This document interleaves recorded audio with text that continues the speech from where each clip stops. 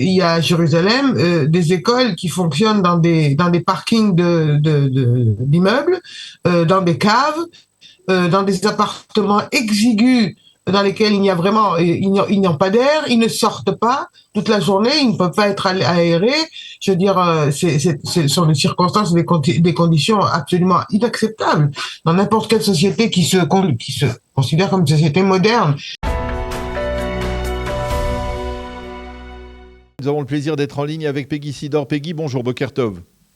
Bonjour, Boker Tov. Merci d'être avec nous ce matin. Nous vous avons sollicité pour essayer d'avoir un regard avec un peu plus de recul sur la tragédie qui s'est produite avant-hier à Jérusalem, dans cette crèche pirate, au cours de laquelle 2 nourrissons sont morts des suites apparemment d'une déshydratation. L'enquête n'a pas encore établi de manière absolue les circonstances de leur décès, mais effectivement, cela a levé un voile de plus, on va dire, sur le mode de vie du monde orthodoxe et le fait que, au sein de cette communauté orthodoxe, il puisse y avoir énormément de crèches illégales pour différentes raisons et que cela pose une question supplémentaire. On avait déjà effleuré ce débat avec la mort de Yosef Ezental il y a 2 semaines, qui avait été happé par un autobus lors d'une manifestation orthodoxe contre l'enrôlement, la conscription des élèves des yeshivot. Le sentiment, c'est que le monde orthodoxe, la communauté orthodoxe vit sous une forme d'autonomie dans laquelle elle a ses propres lois qui sont souvent liées à la Torah, mais qui ne sont pas obligatoirement les lois du pays. C'est le cas, on le voit dans le cadre de l'enrôlement des élèves des yeshivot, mais aussi c'est le cas peut-être aussi sur le plan social, dans le domaine de l'éducation, dans le domaine du social et particulièrement dans ce domaine des crèches où les bébés, on va dire, totalement impuissants sont dans une situation précaire et parfois même dangereuse. Vous avez parfaitement raison, Daniel, c'est exactement ce qui se passe, mais moi, je vais vous dire, c'est pas seulement les crèches, ce sont aussi les écoles primaires. Les enfants de bas âge, il y a à Jérusalem des écoles qui fonctionnent dans des parkings d'immeubles, dans des caves, dans des appartements exigus dans lesquels il n'y a vraiment, ils n'ont pas d'air, ils ne sortent pas toute la journée, ils ne peuvent pas être aérés. Je veux dire, ce sont des circonstances, des conditions absolument inacceptables dans n'importe quelle société qui se considère comme une société moderne. Cela est dû au fait que on construit pas assez. Bon, à Jérusalem, la situation est grave. On n'a pas construit assez d'écoles pendant très longtemps. Les choses commencent un petit peu à s'arranger dans ce domaine, mais dans tout ce qui est ce qu'on appelle la pré-enfance, donc de 0 jusqu'à 3 ans, qui n'est pas réglé par l'État, qui n'est pas réglementé par l'État, là, c'est vraiment la jungle. C'est vraiment une jungle et c'est absolument épouvantable ce qui se passe. Moi, je vais vous dire, le fait qu'il soit arrivé ce malheur, cette horreur cette semaine, non seulement ça ne m'étonne pas, mais je m'étonne qu'il n'y en ait pas eu plus. Dieu garde. Parce que on parle là dans les médias israéliens aujourd'hui de plus de 100 000 enfants nourrissons qui sont dans cette situation dans des crèches qui sont illégales. Alors bien entendu, il n'y a pas que des crèches orthodoxes, mais c'est beaucoup plus marquant dans le monde orthodoxe.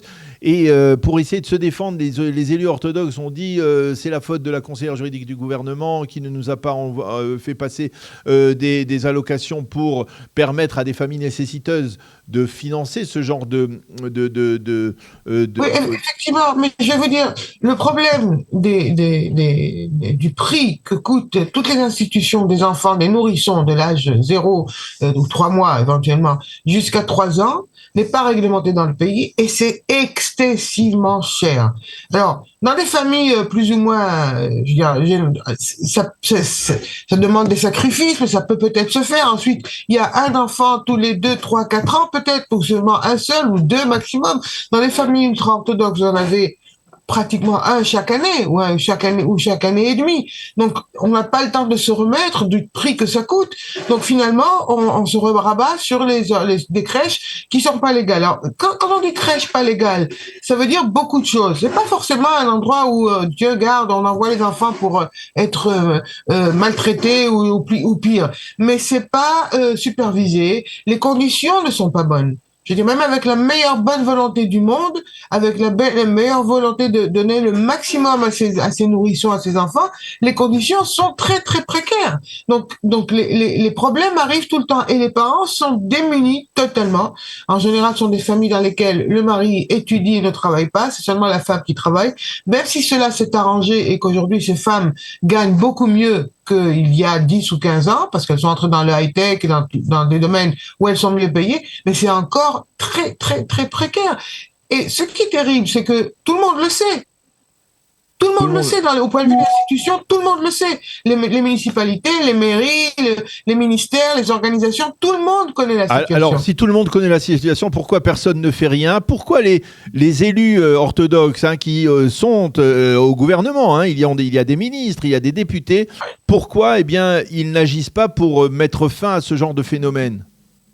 Vous avez relevé la question à $1 million, comme on dit, parce que c'est effectivement la question qu'il faut poser et la question qu'il faudra poser à ces représentatifs qui sont à la Knesset ou dans les conseils municipaux des différentes villes.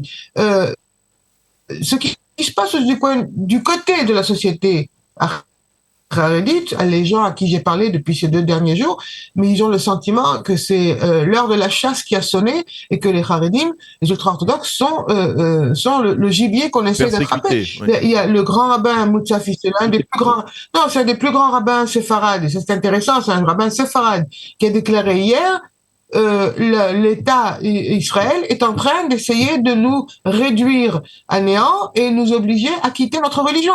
Mais nous tiendrons bon, quelles que soient les conditions. Mais c'est absolument épouvantable qu'on en soit là. Mais alors, qu'est-ce que ça veut dire c'est-à-dire concrètement, l'État d'Israël n'essaye pas de supprimer, bien entendu, la pratique des mitzvot, mais il essaye peut-être de gérer une situation, de la rendre légale. Pourquoi finalement ça a l'air d'être une sorte c'est perçu comme une forme de persécution? Ça, c'est la manière dont ils se sentent. Ils se sentent persécutés. Le rabbin Moutsafi, et c'est pas n'importe quel rabbin, c'est un rabbin très très important dans le monde haredi séfarade, a dit carrément, ils essaient de nous détacher de notre religion, mais nous ne céderons pas à n'importe quel prix. Nous prierons et nous appellerons à l'aide à Dieu et nous en sortirons, ils ne gagneront pas. Mais le projet de l'État d'Israël, c'est de nous faire quitter notre religion, carrément.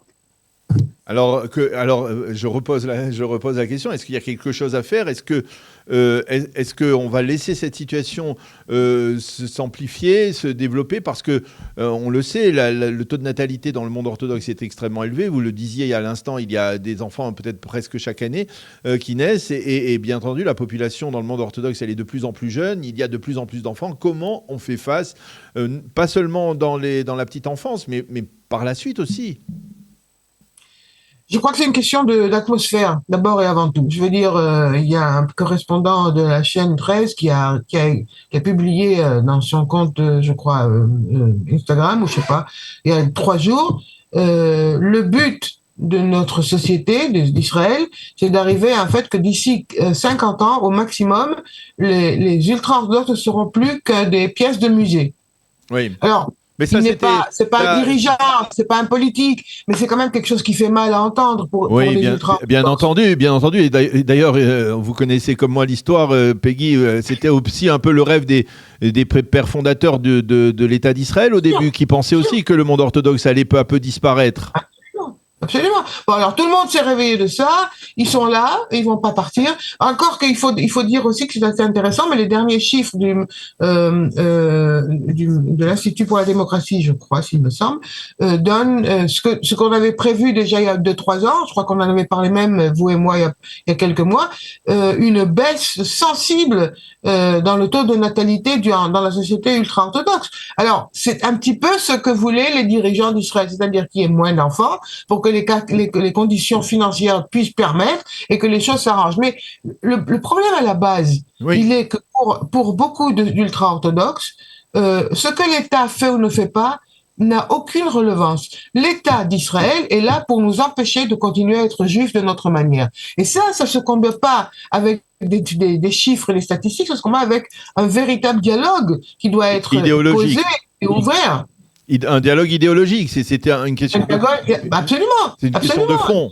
Je veux dire, essayer de faire comprendre que d'un côté, l'État d'Israël ne peut pas continuer comme ça, mais d'un autre côté, il ne s'agit absolument pas de les faire sortir de leur religion. Nous ne sommes pas le tsar de Russie, et envoyer des jeunes orthodoxes à l'armée d'Israël, à Tsahal, c'est pas les faire sortir de leur religion, comme avait voulu faire le tsar de Russie il y a 200 ans, mais on en est là. On en est là. Je veux dire, il y a énormément de gens, et pas les moindres rabbins, qui pensent vraiment que c'est ça l'objectif. Et il n'y a personne dans le monde orthodoxe de plus, on va dire, de plus ouvert, de plus compréhensif, de plus rationnel qui dit mais non, il faut tout simplement, c'est la rançon, on va dire, du succès démographique du monde orthodoxe. Il y a tant de monde aujourd'hui, il y a une communauté de plus d'1 million de personnes, il faut essayer de la gérer, et tout le monde ne peut pas rester, par exemple, dans le monde de la Torah sans travailler, et tout le monde ne peut pas rester dans une situation sociale particulièrement défavorable. Oui, il y en a qui s'en sont parfaitement rendus compte, qui le comprennent. N'oubliez pas non plus qu'il y a pas mal de plus en plus, depuis à peu près une quinzaine d'années, de Haredim, de jeunes qui quittent la yeshiva ou qui réduisent leurs heures de yeshiva, qui vont étudier, qui travaillent, qui ont une situation financière, économique beaucoup plus à l'aise. Vous les voyez sortir, ils ont des voitures, ils prennent des vacances à l'étranger, vous les voyez dans des bons restaurants ultra cachers, sortir, ils mènent une vie différente. Mais c'est encore une minorité. Et l'atmosphère, je veux dire, il y a les faits sur le terrain et il y a l'atmosphère. Et l'atmosphère, elle est épouvantable. Je veux dire, je parle à des gens qui me disent, oui, l'État d'Israël s'est mis en tête maintenant, nous sommes l'ennemi de l'État. Et ils veulent nous réduire à nous enlever la Torah, nous faire sortir de nos yeshivot, nous rendre complètement laïcs, et nous, on est prêts à mourir et pas ça. Donc, alors, le côté de l'enrôlement à la Tzahal, c'est le haut de l'iceberg. Ouais. C'est beaucoup plus profond que ça. Eh bien oui, on le comprend bien, et il faut le rappeler, quand on parle de l'État d'Israël, il faut rappeler qu'au sein du gouvernement israélien, eh bien, il y a tous les partis orthodoxes. Donc il y a peut-être à cela une sorte de paradoxe ambiant. En tout cas, on a bien compris le problème. On n'a pas encore apporté de solution. Merci beaucoup, Peggy, de nous avoir éclairé sur cette situation dramatique, il faut bien l'avouer. Merci. Merci, bonne journée. Bonne journée. Voilà, il est 8h48 sur Radio Kalita. Nous attendons d'être en ligne dans quelques instants avec Caroline Yadan. Caroline Yadan qui était hier à l'Assemblée nationale, à la commission parlementaire des lois de l'Assemblée nationale, où elle a déposé son projet de loi visant à renforcer les mesures de lutte contre l'antisémitisme avec plusieurs